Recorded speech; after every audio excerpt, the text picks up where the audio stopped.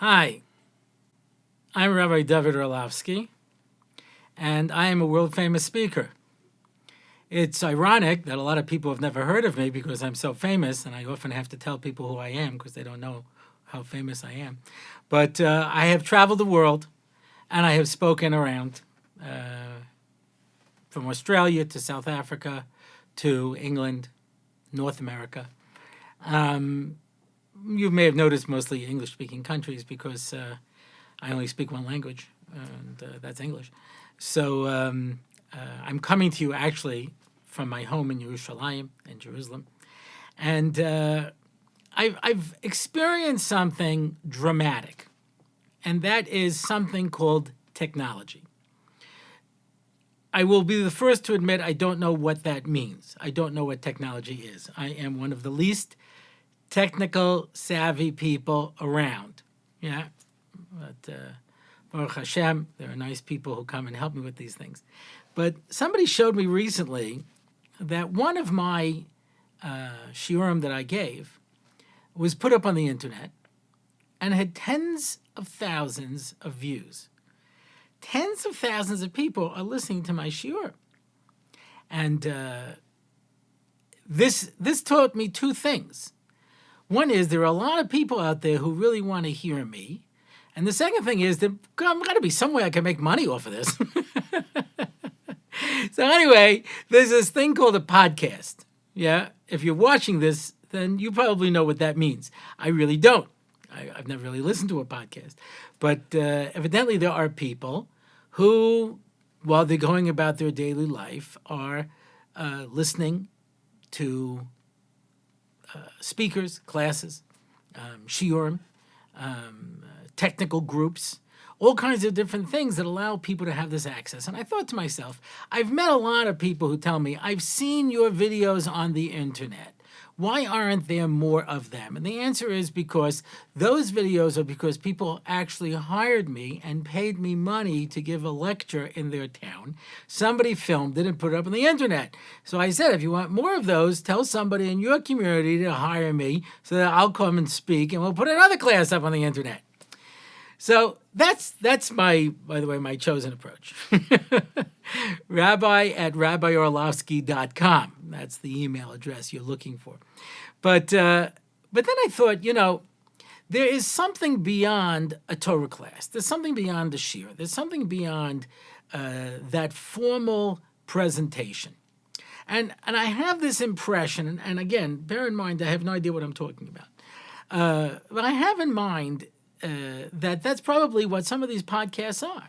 They're probably people who are interesting and actually do something in real life, and then they take out time to broadcast some of their thoughts on a particular subject, sometimes a practical subject, sometimes probably just their thoughts on life. I really don't know. Please bear in mind, I don't know what I'm talking about. Yeah, but I thought that might be a fun thing to do. And so I have conceived the concept, and again, I don't have a set, and I don't have a logo. I put this together just quickly. So this is the Rabbi David Orlofsky show. Now, if you want to see, watch this special effect. You see, look at this. We call that a zoom. Watch in the business. We call this. Wow, unbelievable. Anyway, so I don't have a set. I don't have a logo. I don't have any theme music. I can honestly say that the Rabbi Orlofsky show has been a tradition for at least a minute, and this is something new that I decided to try. So that for the people who might be interested in hearing what I have to say on different subjects, and as I point out many times in my shiurim, one of the advantages of suffering from ADD is the fact that I can move seamlessly from topic to topic, which makes perfect sense to me. And I'm getting the feeling that most of my audiences also suffer from it. So people have no problem being able to keep up with me. So here's the plan. Here's what we're going to try to do. This is the first one. This is podcast number 1. Yeah. Of the Rabbi David Orlofsky show. I'm going to shoot to do this once a week for a half an hour on Thursdays before Shabbos. so that you have something to think about going into Shabbos, maybe something to discuss at your Shabbos table. I will probably dedicate a podcast to the Shabbos table because it's an art form and it's one that most people have not mastered. How to be able to run a Shabbos table that people enjoy. I once gave a multi-hour class on how to run a Pesach Seder correctly. Maybe we'll do that one time on one of these podcasts before Pesach. Because there's an art form to being able to run a Pesach Seder, and there's an art form to being able to run a Shabbos table, and there's an art form to be able to paint pictures, but that's a completely different type of an art form, and we're not going to be talking about that there, although you probably can appreciate the brilliance that went into this logo design. But the fact of the matter is that I've said this before in other contexts. If you've been following me, I don't know who's listening to this. That's one of the great things of when you make a recording and it goes out onto the internet or higher cyberspace or the dark web. I don't know where this is going to end up. But when you do it, you have no idea who's listening to it, which is a little intimidating for me. You know, when I speak, I like to look at the people. I like to know who I'm speaking to. And when you're doing something like this, obviously, I don't know who I'm talking to. Now, I'm hoping that if this turns out to be successful and we develop more of a following, I'm going to try to set up some sort of a forum where I can take comments and questions, and we'll have guests. I don't know what we're going to do. Serve refreshments. I tell you the truth, I'm really outside of my comfort zone over here trying to do this, but we want to expand it a little bit. So what I want to do is, and I have mentioned this in the past in other contexts, you may have never heard of me before, but this week is Parshas Noach.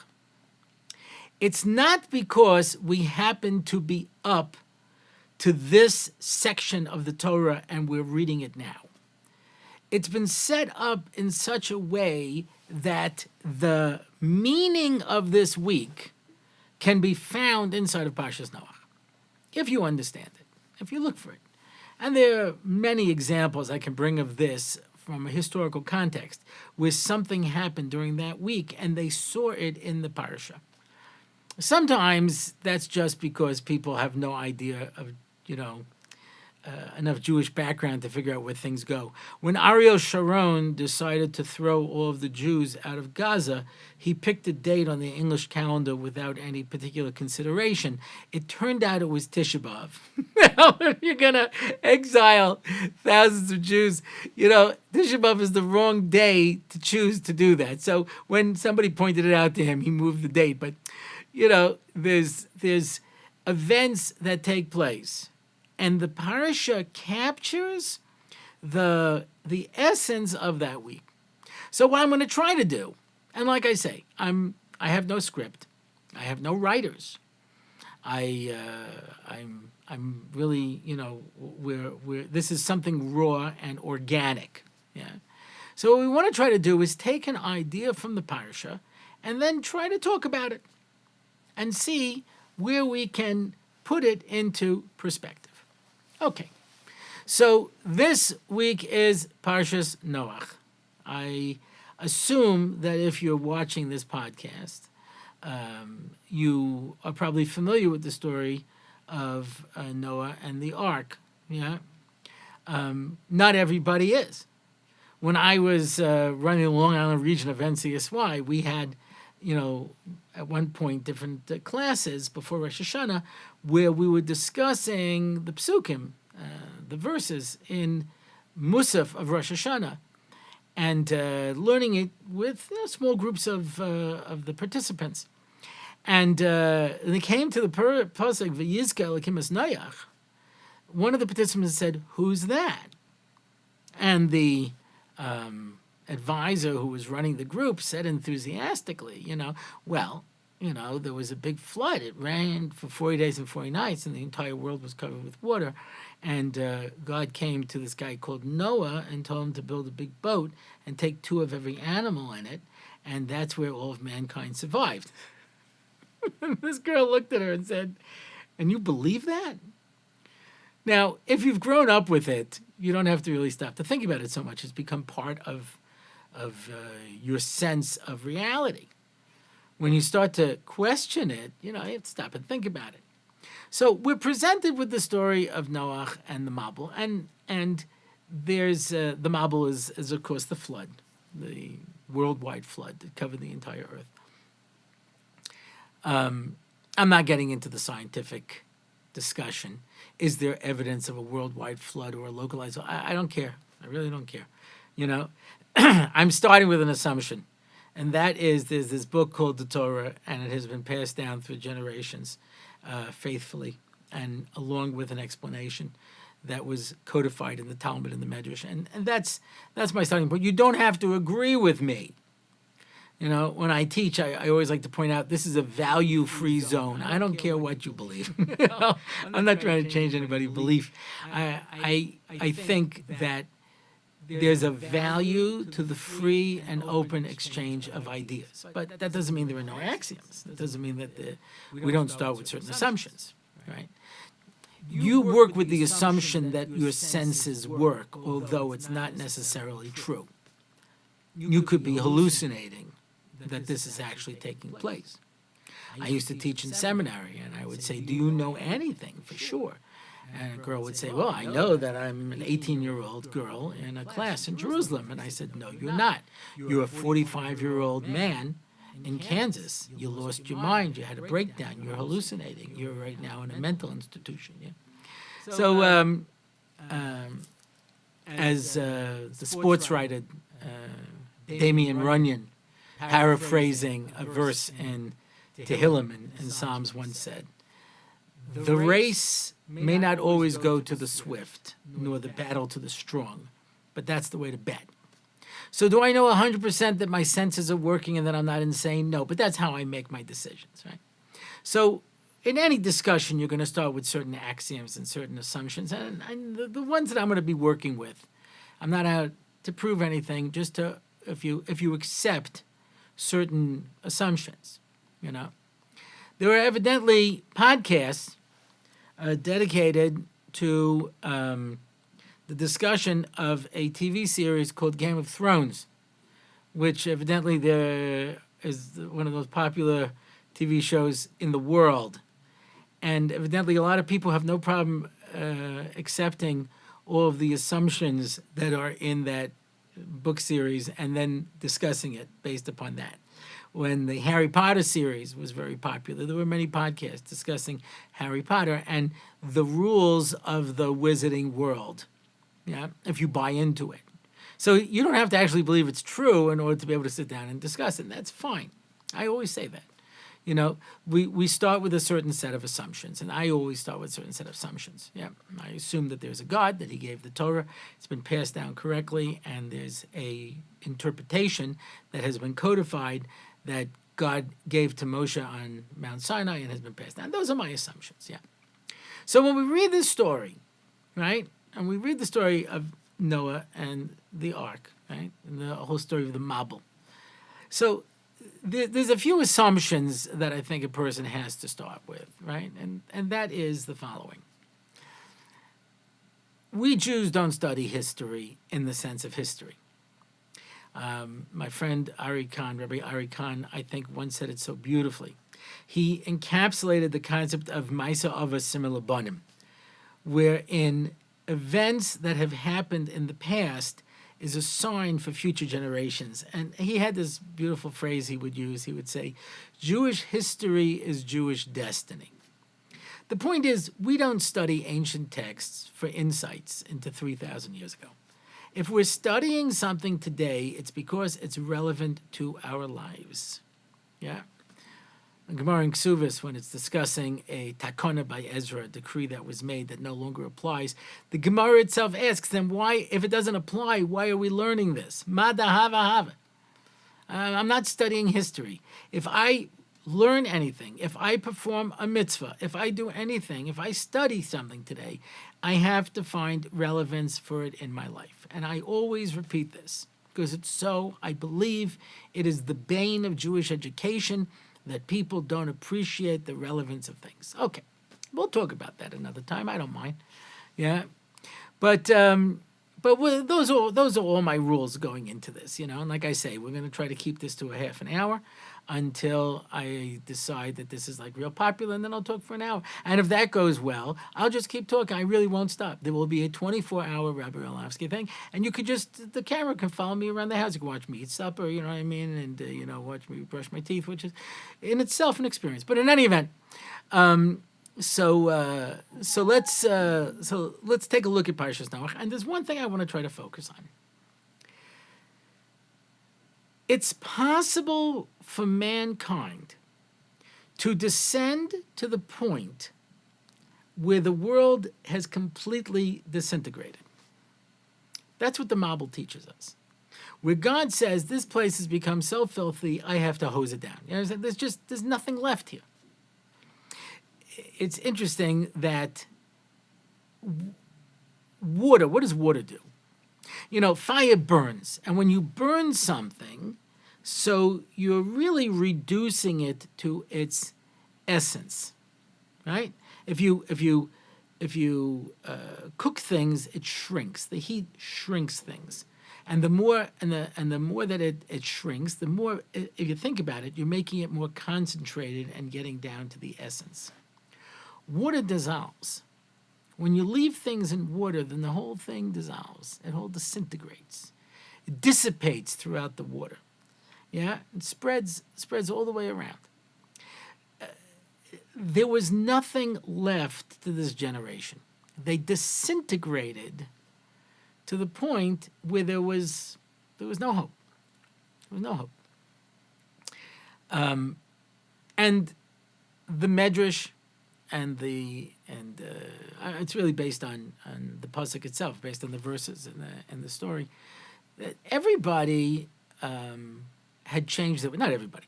Most of the world had broken down all of the barriers that were established. People were engaging in relations interspecies. People with animals, people with all kinds of different things, right? And one of them that they discuss is men with animals, men with trees. Yeah, every barrier had broken down to the point that what we call humanity has disintegrated.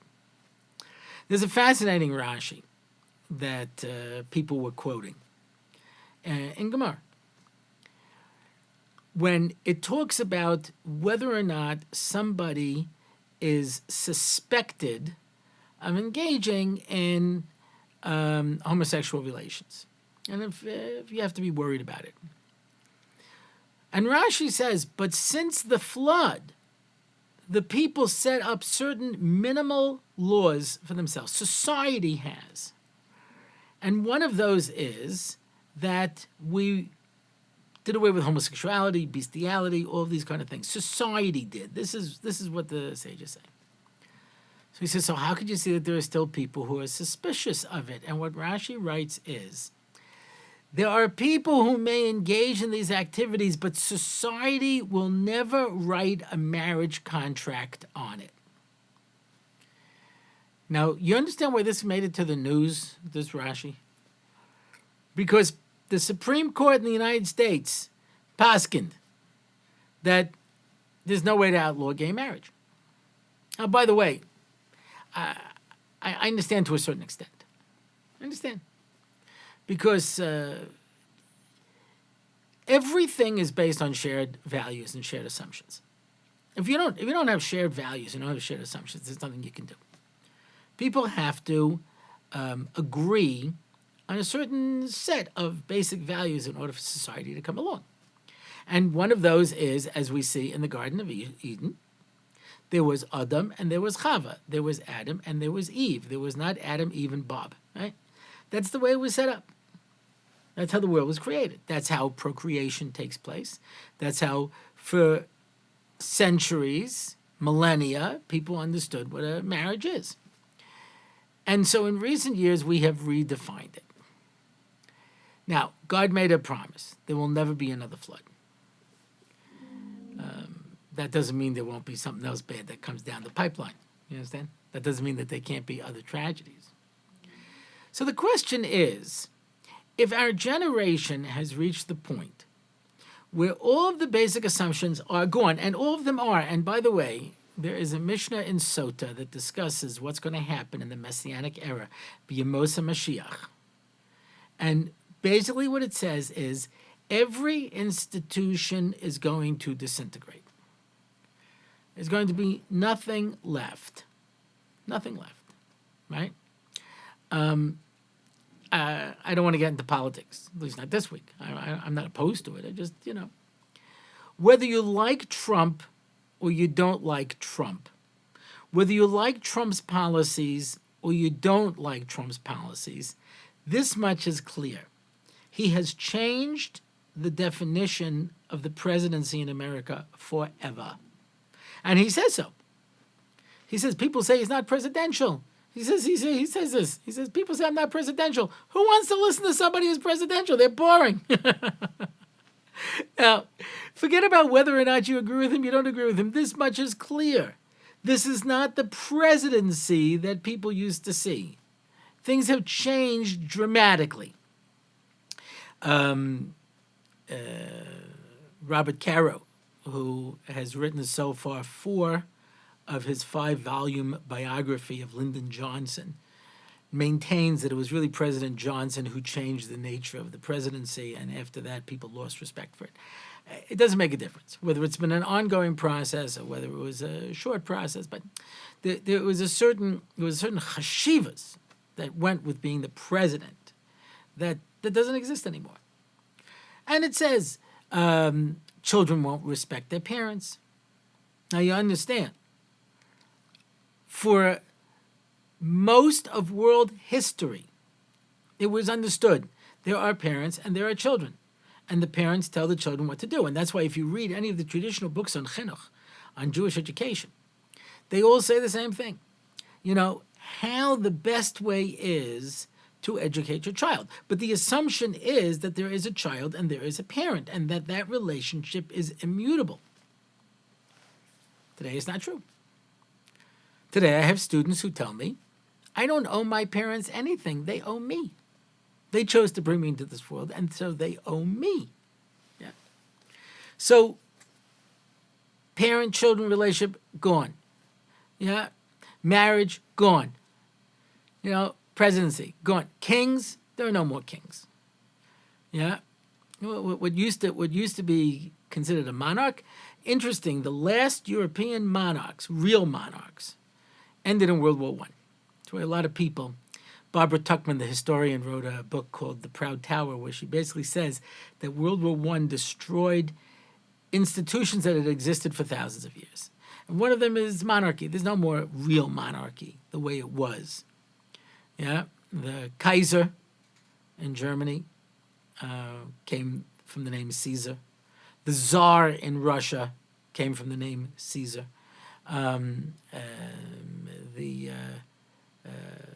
The emperor of the Hungarian Austrian Empire, Hungarian Empire, right, it was deposed. That's it. The last monarchs, the real ones. I'm not talking about in England where a kid will come, supposed to be king and he starts complaining about how his father wasn't nice to him and stuff. I'm not talking about that kind of a king. I'm talking about a real king. Malchus is gone. All these Russian people always joke about it. There was a king, right? So we don't even know what that means anymore. So many of the institutions that we thought were given, there is this phenomena, and articles have been written about it, and it's a fascinating phenomenon. Children would just stop talking to their parents. They get upset about this or upset about that, and that's it. I'm not talking to my parents anymore.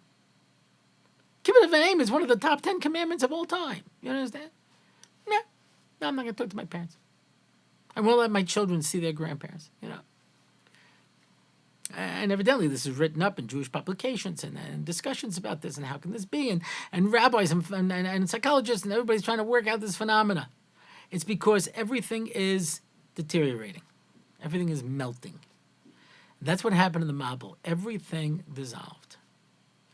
The question is, what is the best way to respond to a society that is disintegrating around us? There was a novel that was written I think in the 1950s. I'm pretty sure, but I'm not positive. It was called On the Beach.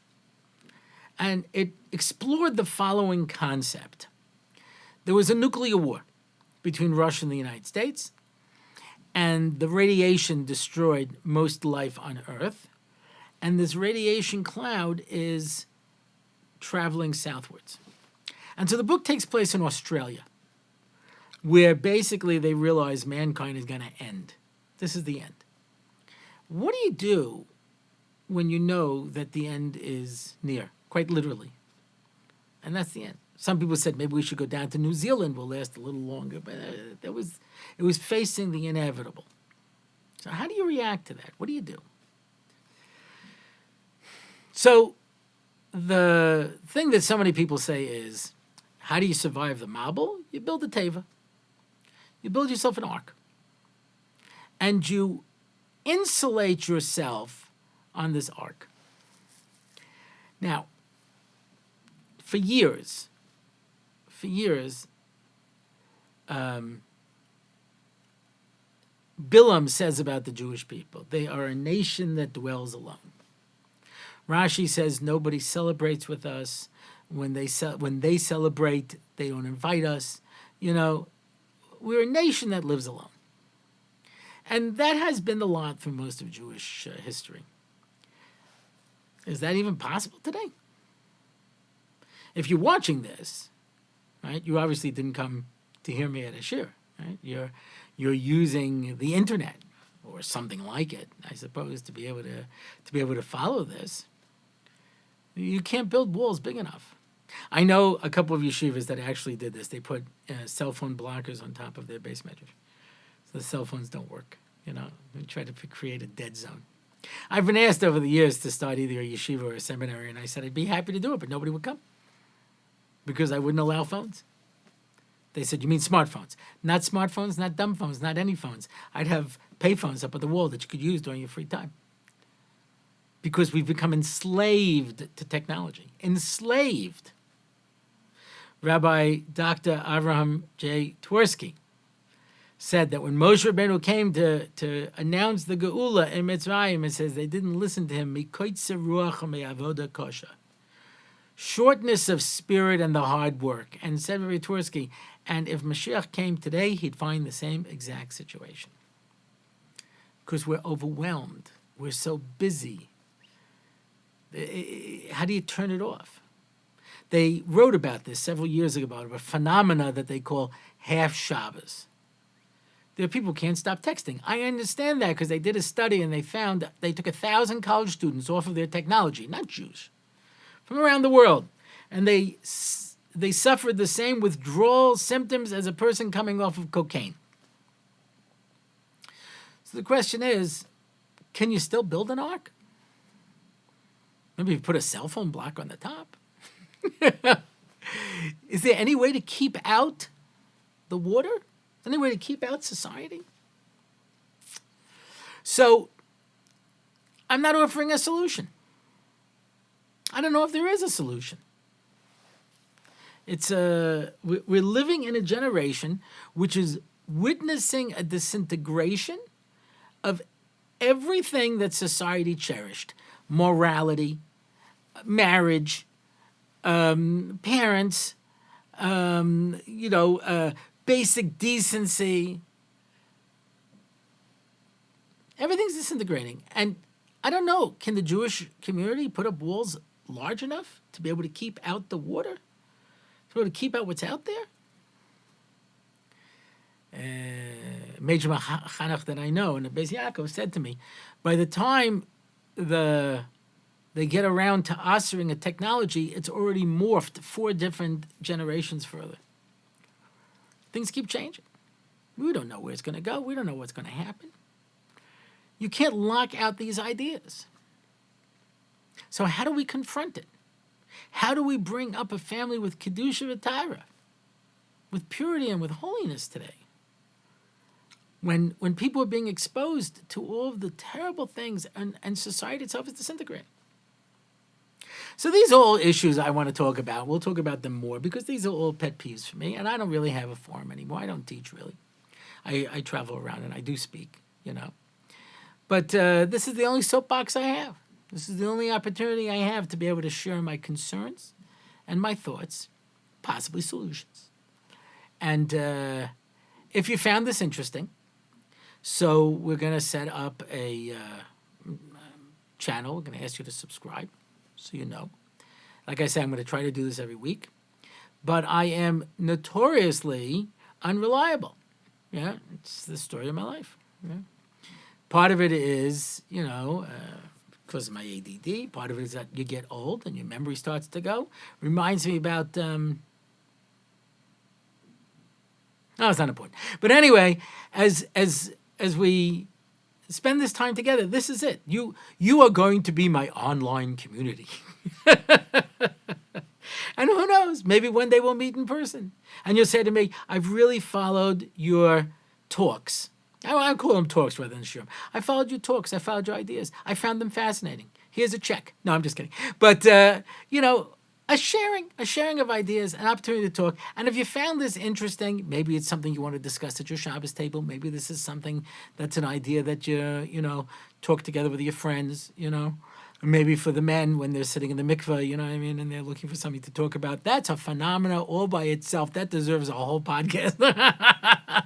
Just that itself is such a social experience. I really want to talk about that. But anyway, so that's it. I'm doing something that I'm not good at, and that's trying to finish on time. So I wish everybody a good Shabbos, as we say in these pods, a gesunte Winter. A healthy winter. It should be health. Should be a good year, a year of bracha, a year of success for everybody. And Mitzvah Hashem, we should all get together and exchange ideas. Thank you very much.